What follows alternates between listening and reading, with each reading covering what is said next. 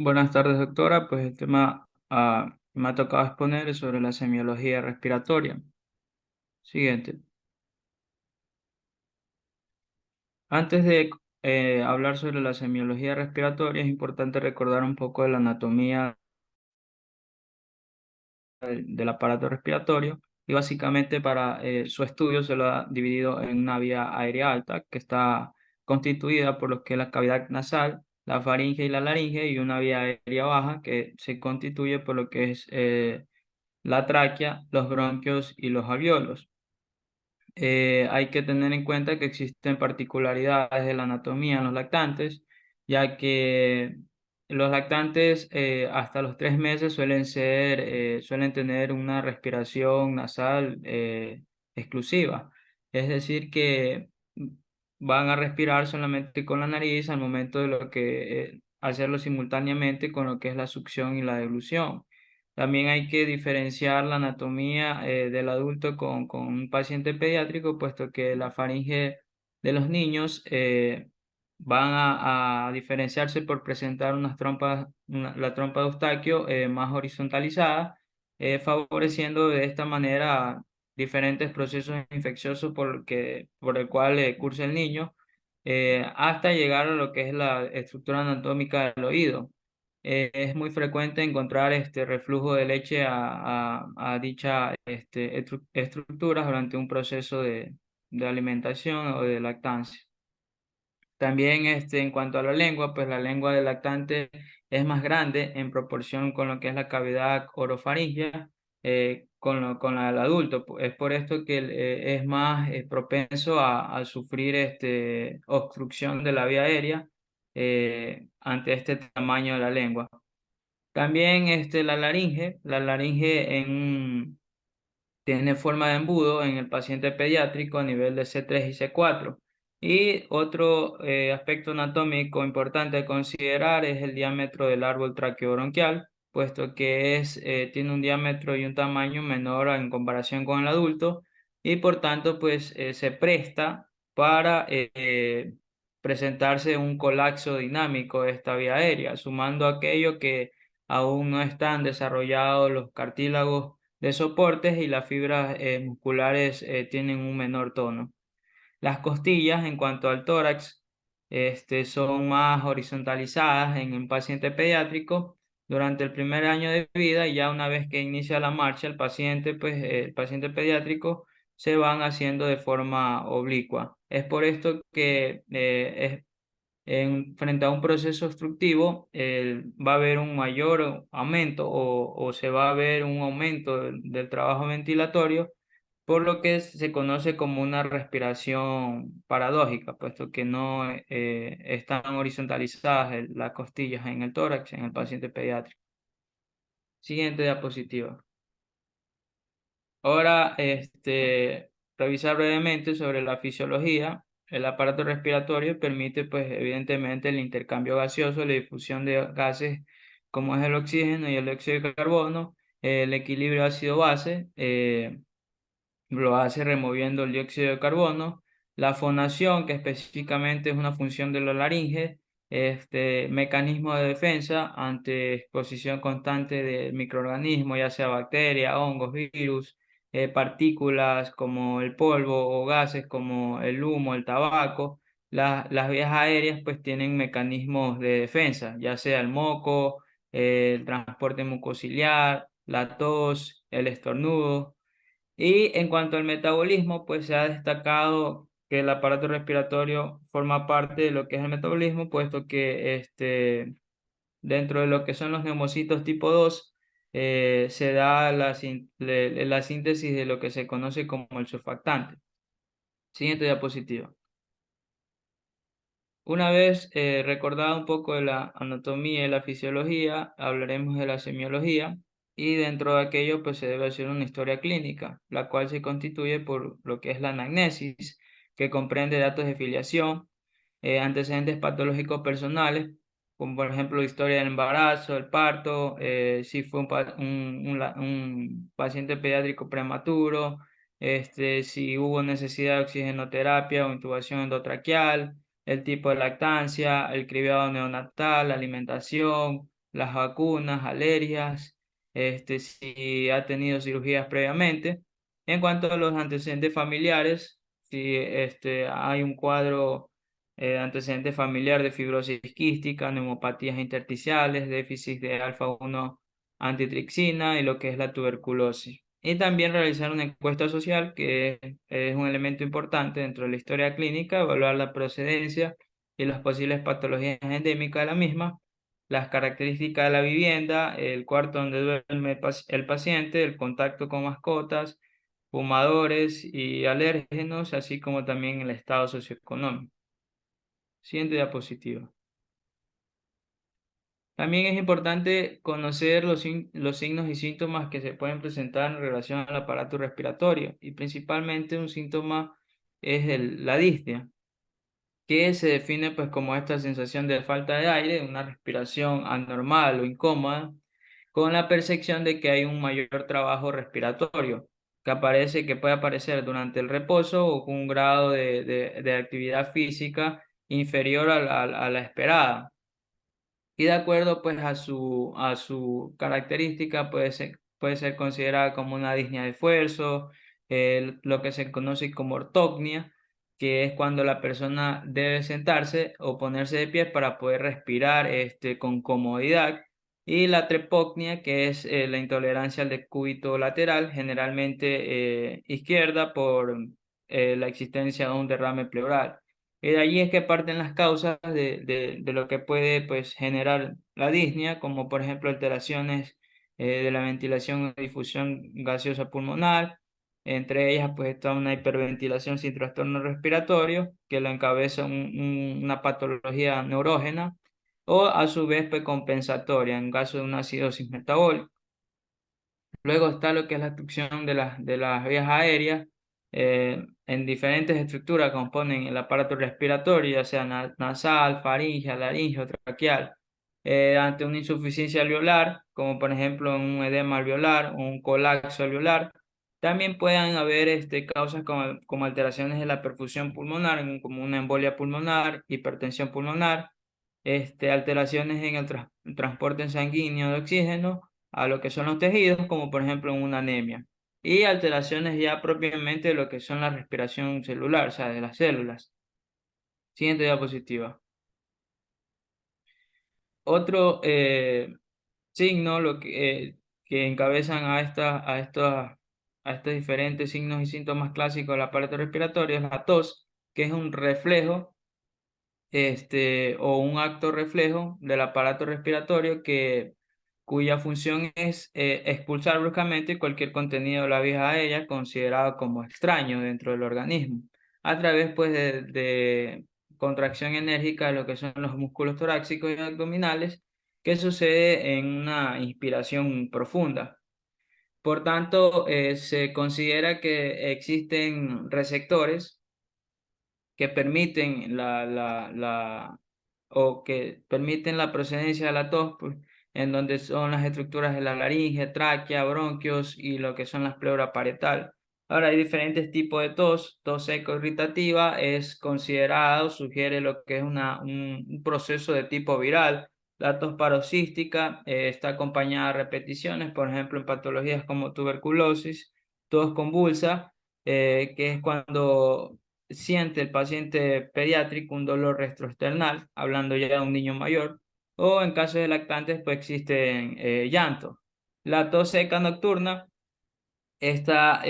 cuando existe esta tos seca nocturna, es necesario pensar en un reflujo gastroesofágico. Y en cuanto a la productiva, se va a manifestar con un ruido como de gorgoteo en el pecho, o en las vías aéreas superiores con cada golpe de tos. En lo que es por goteo postnasal, esto es cuando hay un goteo ya crónico, de tal forma pues que se va a acompañar de tos. La tos del lactante, esta tos del lactante es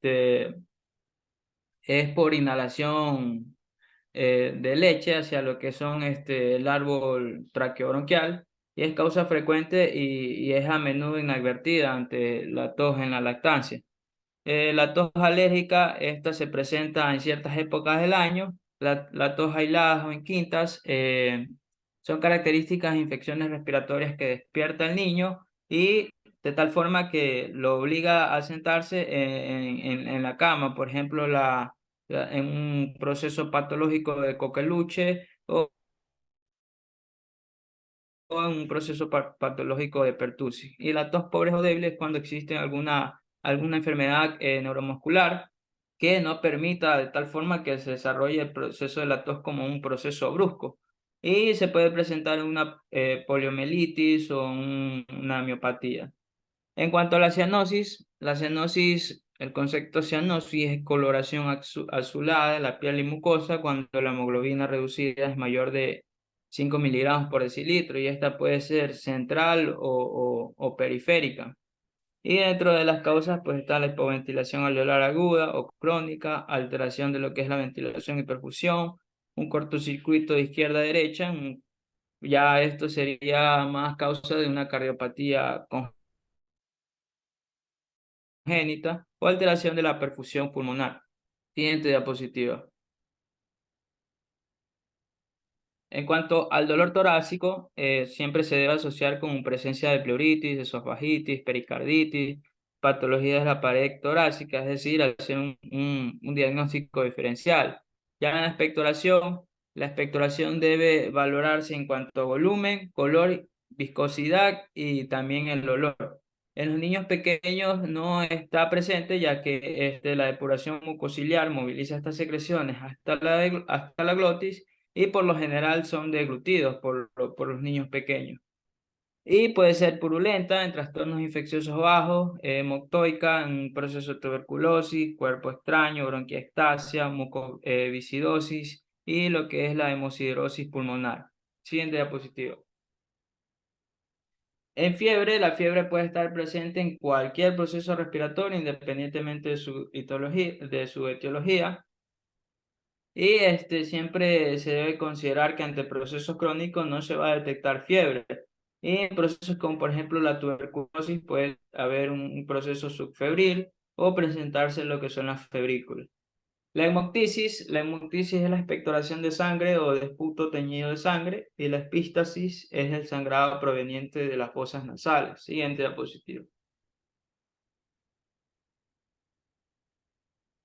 La rinorrea, al principio de todo cuadro clínico del aparato respiratorio, suele ser hialina en el comienzo, pero luego tornarse un aspecto amarillento o incluso verdoso debido al aumento de la cantidad de leucocitos en la secreción. Una vez hablado sobre los signos y síntomas que se pueden presentar en relación al aparato respiratorio, comenzaremos con el examen físico, que está constituido por lo que es la inspección. Previamente, sabemos que antes de ir por aparatos y sistemas se hace una inspección de manera general, es decir, el estado general, la actitud, la constitución, el estado nutricional del niño, y luego pues se inspecciona lo que es el tórax y pulmones, o en ciertas bibliografías pues lo denominan como una inspección estática y una inspección dinámica. La palpación se va a realizar con suavidad debido a que estamos tratando con pacientes pediátricos palpando las diferentes regiones del tórax. En cuanto a la percusión, no debe hacerse con fuerza, ya hay que percutir la parte anterior, posterior y lateral del tórax. Ya en la auscultación, un sonido fisiológico a la auscultación es el murmullo vesicular y allí pues que se pueden presentar sonidos o ruidos sobreañadidos que van a ser alteraciones propiamente del aparato respiratorio en sus diferentes estructuras anatómicas. Siguiente diapositiva. Bien, empezando por lo que es la inspección, eh, en cuanto al tórax o una inspección estática, vamos a tener en cuenta pues la forma general y la circunferencia del tórax. Hay que recordar pues que en un lactante menor el tórax va a tener una forma cilíndrica, por lo que ya lo mencioné, pues porque las costillas son horizontales y ya posteriormente se va tornando con este ángulo perdón, con este diámetro antero posterior, pues como aplanado y ya con las costillas oblicuas. Y de allí existen, también hay que recalcar que en los niños pequeños el apéndice cifoides puede sobresalir normalmente. Y de allí podemos diferenciar diferentes alteraciones en el tórax, como por ejemplo, como la que está en la diapositiva, como pectus excavatum, que el tórax va a tener forma de embudo con una depresión central característica y puede relacionarse con una anomalía congénita. En cuanto al el pectus carinatum, este va a tener el esternón protruyendo en forma de quilla de barco y se puede relacionar con lo que es el raquitismo o lo que es la osteopetrosis. Y luego está lo que es el tórax entonet, que el esternón parece echado hacia adelante y las costillas van a ser más horizontalizadas de lo normal. En cuanto al tórax en barril o enfisемatoso, esto es un poco raro encontrarlos en niños y se observa en caso de asma prolongado, un asma crónico. Y lo que es el rosario de costal, que es la fotografía que pueden visualizar en la diapositiva, consiste en unas prominencias redondeadas, nodulares, precisamente en lo que son las inserciones costocondrales. Y propiamente van a ser de lo que es el raquitismo. Ahora, dentro de otras alteraciones del tórax se puede encontrar una asimetría que es propio de lo que es la escoliosis, un abultamiento precordial que puede direccionarnos hacia una cardiopatía congénita, y ya hablando del aparato cardiovascular y el aparato respiratorio, pues un neumotórax o también en el ámbito muscular, pues tumores musculares. Lo que mencionaba de la respiración paradójica, pues esto es muy propio de lo que es la insuficiencia respiratoria o también de un neumotórax. Ahora, dentro de la inspección dinámica, que engloba o encabeza los pulmones, hay que analizar los tipos de movimientos respiratorios. Es necesario mencionar que un recién nacido, el movimiento respiratorio clásico va a ser abdominal.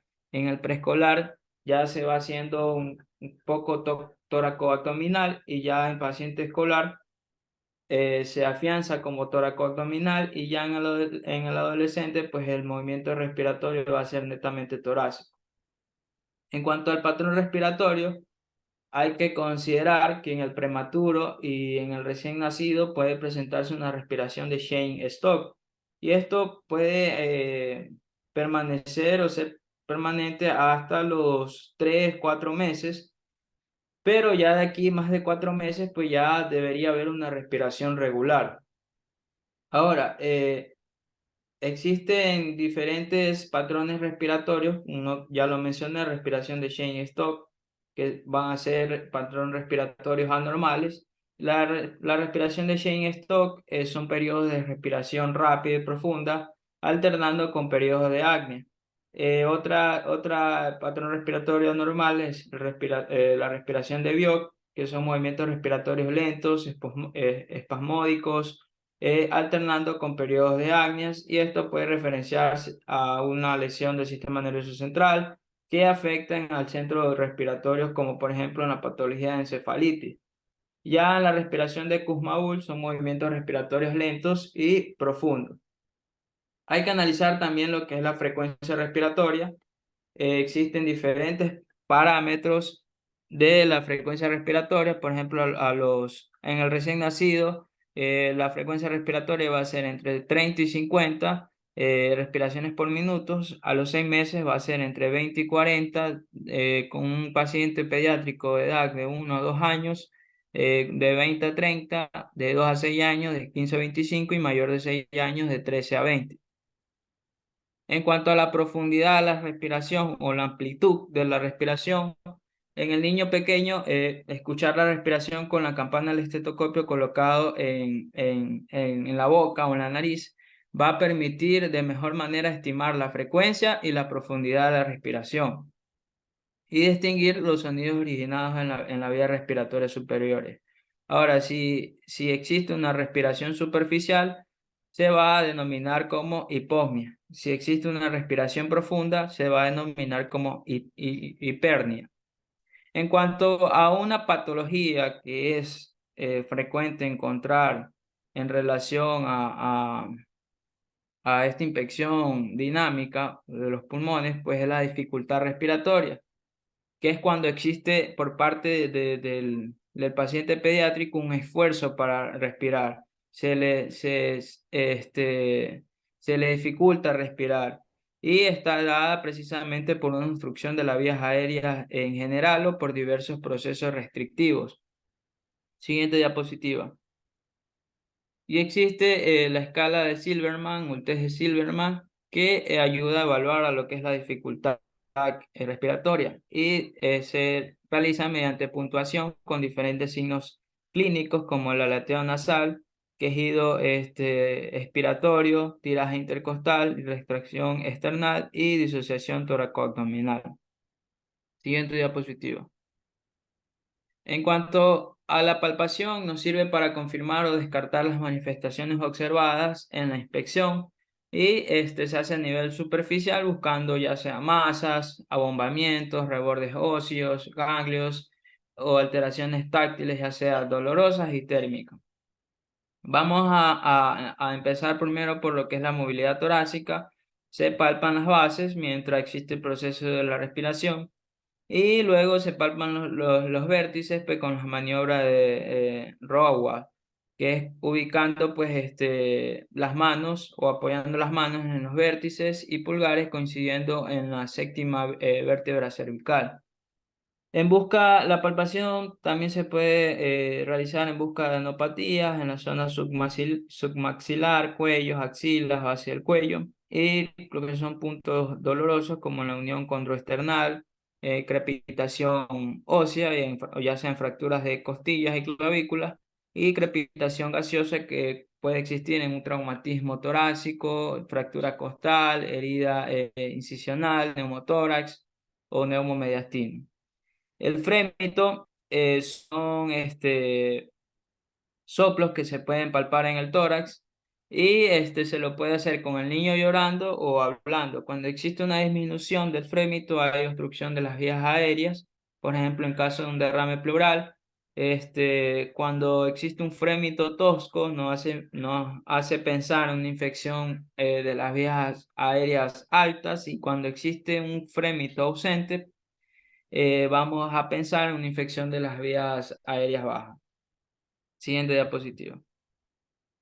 En cuanto a la percusión, como estamos hablando de pacientes pediátricos, puede ser directa o indirecta, es decir, vamos a hacer dígito, dígito digital, o indirecta, pues, perdón, directa, vamos a utilizar solamente el dedo índice en la percusión, y en la indirecta va a ser lo que es el dígito digital, ¿no? Dependiendo de la edad del paciente. El sonido normal del pulmón se va a denominar como sonido claro. Cuando existe un timpanismo normal, va a ser específicamente en el espacio de Traubeck. Cuando va a existir una submatidez, va a ser normal solamente en áreas como por ejemplo en los omóplatos, diafragma, área del corazón, en lo que es el hígado, por debajo de la sexta costilla, y en lo que son los omóplatos o escápulas, ¿no? Patología en la percusión, por ejemplo, un sonido al percutir que no dé matidez puede ser, por ejemplo, un derrame pleural, edema pulmonar o en tumores. Cuando existe una submatidez puede corresponder a una condensación pulmonar, atelectasia parcial, y cuando existe un timpanismo puede corresponder a lo que es un neumotórax o una hernia diafragmática. En la auscultación, en cuanto al estetoscopio, vamos a utilizar de membrana pequeña o campana pues, para lograr una mejor precisión. Siempre se debe ocultar en las zonas posterior, anterior, en los costados y en las zonas axilares, que suelen ocultarse mejor los ruidos respiratorios. El murmullo vesicular va a ser más fuerte en los pacientes pediátricos precisamente pues, por la delgadez de la pared torácica, en especial en el recién nacido y en el lactante. Siguiente diapositiva. De allí vamos a tener ruidos respiratorios normales como el sonido traqueobronquial, que va a tener características como continuo, va a ser inspiratorio y expiratorio. En la fase inspiratoria va a ser más ruidoso. Y en cuanto a alteraciones, pues en presencia del tórax sugiere una consolidación. El sonido del el broncovesicular se va a localizar en lo que es la región iliar, va a ser un sonido inspiratorio y expiratorio y domina en lo que es la fase inspiratoria. Cuando hay aumento en la intensidad de este sonido broncovesicular, sugiere un aumento de lo que es la ventilación o consolidación. El sonido vesicular o murmullo vesicular es en la periferia del campo pulmonar. Va a ser de intensidad variable y depende de la ventilación y la masa corporal. Su disminución sugiere lo que se conoce pues como consolidación. Siguiente diapositiva. Ya en los ruidos respiratorios adventicios o patológicos están lo que es los continuos y discontinuos. En cuanto a los continuos, tenemos a los roncus y a las sibilancias. Van a ser, se van a localizar en lo que es la inspiración y expiración, van a tener una duración muy corta, a varios segundos, y como características, pues van a tener los roncos un tono bajo y grave y la sibilancia, pues un tono alto y musical. Pueden estar presentes en alteraciones como obstrucción bronquial, espesamiento de paredes bronquiales hiperactivas o colapso de la vía, pues por presión del tejido pulmonar. En cuanto a los discontinuos, están los crepitantes, que pueden ser finos al final de la inspiración, medianos, puede estar presente en la inspiración y expiración, al fluir el aire por el acúmulo de secreciones en bronquios más pequeños, y gruesos, pues con sonidos burbujeantes de baja intensidad. Características, un sonido burbujeante, como un chisporreo, y va a estar presente, pues, precisamente en lo que es edema pulmonar y en la neumonía. Y también puede presentarse en lo que es la bronquiectasia. Otros ruidos agregados está el estridor inspiratorio. El estridor respiratorio es lo que se hace por obstrucción parcial de la laringe, traqueobronquio, es una inspiración, una respiración con lo que es la glotis cerrada. Luego, lo que es el roce pleural, que es un ruido rechinante, espasmódico, de crujido, de fricción en patologías pues, como la pleuritis, ¿no? La broncofonía, que es la ocultación de la voz, es una percepción palpable de la voz en el niño que como característica va a ser alta y de tono elevado. Y la ecofonía, pues es un sonido un poco más nasal, un poco más agudo y tembloroso. Gracias.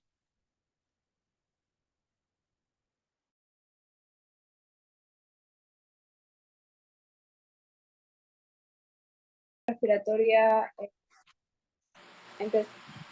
bueno, con mi compañero Alejandro Guerrero y yo, Génesis Goya, vamos a hablar sobre los síndromes respiratorios.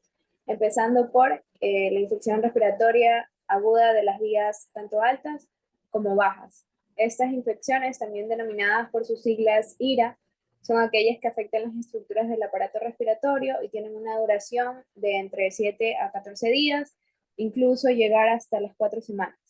Constituyen un problema importante de salud por la gran morbilidad y el elevado índice de mortalidad que estas provocan, sobre todo en países de desarrollo como el de nosotros, así como también por las afecciones que causan, ejemplo, el ausentismo escolar, la necesidad de atención médica y el consumo de medicamentos.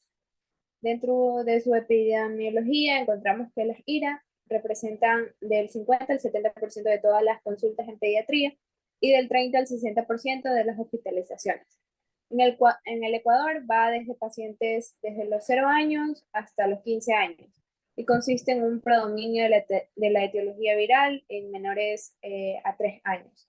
En los niños a los mayores a 3 años, lo que predomina es la etiología bacteriana, más frecuentemente en épocas de lluvia, es decir, en invierno.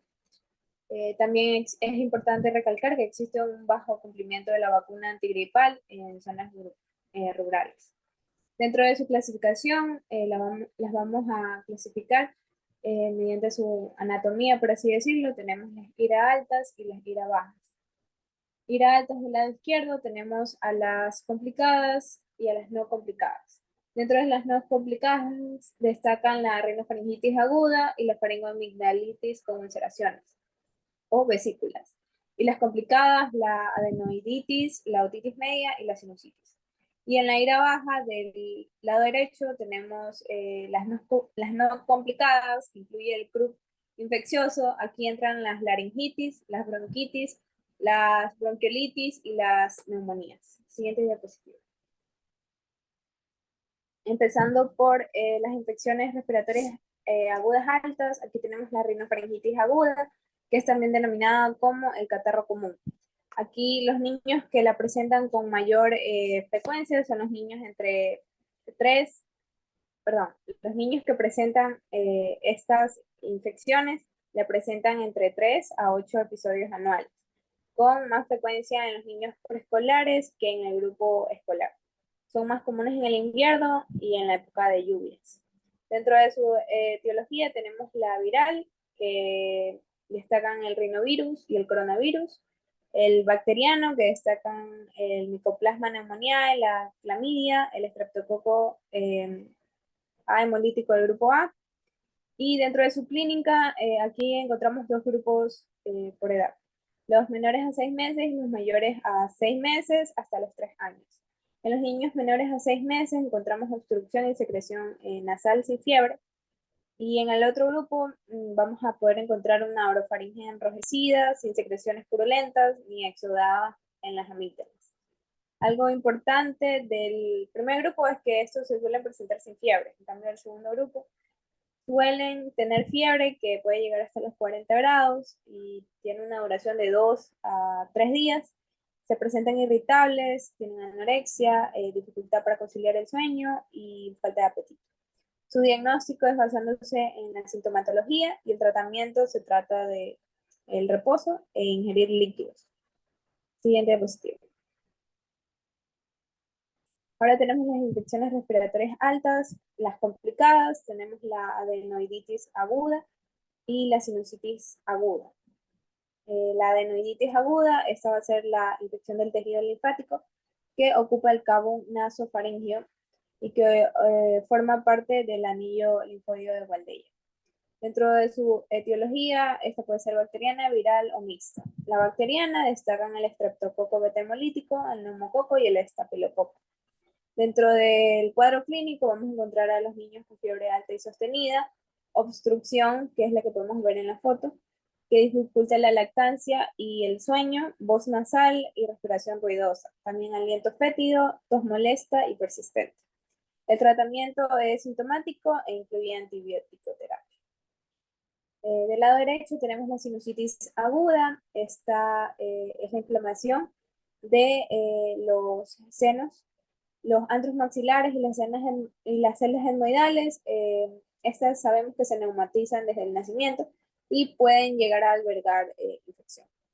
Los más comunes en proliferar patológicamente son el neumococo, el Haemophilus influenzae no tipificable y la Moraxella catarrhalis. En su cuadro clínico, aquí vamos a encontrar el antecedente de que ya el niño presentó una infección respiratoria alta y los síntomas destacables son la fiebre, también presentan dolor de cabeza, dependiendo mucho de en qué seno se esté presentando la inflamación. Por ejemplo, cefalea suboccipital si es que la sinusitis es esfenoidal, temporociliar si es que es etmoidal, o cefalea frontal en la sinusitis frontal.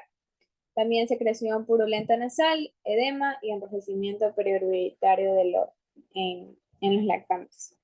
El diagnóstico es clínico y a su vez el tratamiento va a ser sintomático. Siguiente diapositiva. Otras dos que tenemos son las relacionadas al oído. Está la otitis media aguda y la otitis externa. La media aguda está caracterizada, bueno, trata de la obstrucción mecánica o funcional de la trompa de Eustaquio. Esta va a ser frecuente entre los niños de 6 a 36 meses de edad y está favorecida por las características de la trompa de Eustaquio a esta edad, que es ancha, corta y con escasa angulación. En su etiología encontramos que la mayoría de los casos, un 70%, van a ser bacterianos. Aquí destacan el Streptococcus pneumoniae, Haemophilus influenzae no tipificable y a su vez Moraxella catarrhalis. Y el 20% va a ser viral. El cuadro clínico también va a estar precedida por una infección respiratoria aguda alta o también como una complicación de de la escarlatina o el sarampión.